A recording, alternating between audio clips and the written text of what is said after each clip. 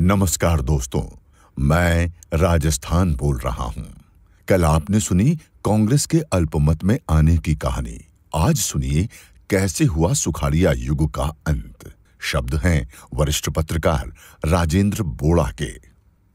भारी झंझावतों के बाद 1967 में सुखाड़िया ने कांग्रेस की सरकार तो बना ली, मगर उसके अस्तित्व को बचाए रखने के लिए कई उपाय करने पड़े।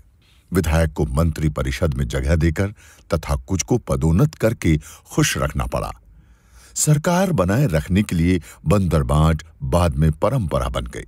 इससे पहले राजस्थान में कैबिनेट मंत्री और उपमंत्री ही हुआ करते थे। पद देकर समर्थन पाने के लिए सुखाड़िया ने राज्य में पहली बार राज्य मंत्रियों और संसदीय सचिवों की नियुक्तियां की। इस परंपरा में अब तो सलाहकार भी जुड़ गए हैं। सुखाड़िया युग के अंतिम दौर में भ्रष्टाचार के आरोपों तथा सत्तारूढ़ पार्टी में आंतरिक कलह का बोलबाला रहा। सुखाड़िया सरकार में मंत्री शिवचरण माथुर, जो बाद में राज्य के मुख्यमंत्री भी बने, पर विधानसभा में जमीनों को लेकर जबरदस्त आरोप लगे और हंगामे हुए। इसके चलते उन्हें मंत्रिमंडल से इस्तीफा देना पड़ा। अनोखी बात यह रही कि उसके 3 महीने के अंदर ही सुखाड़िया ने माथुर को फिर से अपने मंत्रिमंडल में शामिल कर लिया। लोकतांत्रिक राजस्थान बनने के शुरुआती दौर से ही प्रदेश की राजनीति पर सुखाड़िया का कब्जा रहा।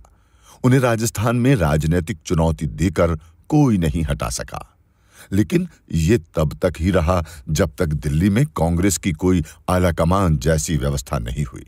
आजादी के 2 दशक बाद कांग्रेस जब इंदिरा कांग्रेस आई में तब्दील हुई, तब उसका असर पूरे देश की राजनीति पर पड़ा।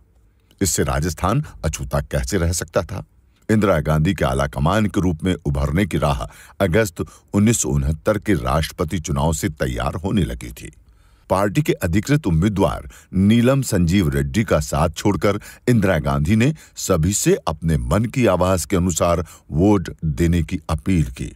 हुआ ये कि सामने खड़े वीवी गिरी कांग्रेस के अधिकृत प्रत्याशी को हराकर जीत गए।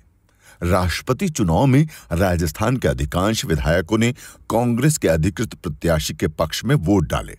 इसने राजस्थान में भावी राजनीति की बिसात बिछा दी।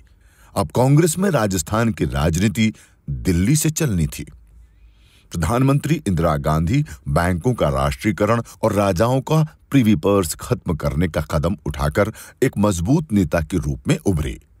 तत्कालीन लोकसभा का कार्यकाल 1972 में खत्म होने वाला था।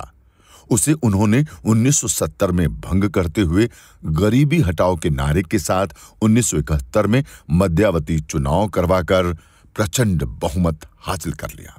चुनाव परिणामों के 4 माह के भीतर ही आलाकमान के निर्देश पर मुख्यमंत्री मोहनलाल सुखाड़िया को इस्तीफा देना पड़ा। इस तरह दिल्ली के हस्तक्षेप से राजस्थान में सुखाड़िया युग का अंत हुआ। राज्य में सुखाड़िया के उत्तराधिकारी के रूप में सबको आश्चर्य में डालते हुए इंदिरा गांधी ने बरकतुल्लाह खान को चुना। उनके नेतृत्व में हुए 1972 के चुनाव में इंदिरा लहर पर सवार कांग्रेस ने 184 सीटों की विधानसभा में 145 सीटें जीतने का ऐतिहासिक करिश्मा कर दिखाया। 1.5 वर्ष बाद ही बरकतुल्लाह खान का निधन हो गया। बरकतुल्लाह खान के निधन के बाद राज्य की राजनीति में क्या मोड़ आया, सुनिए कल 7वें भाग में।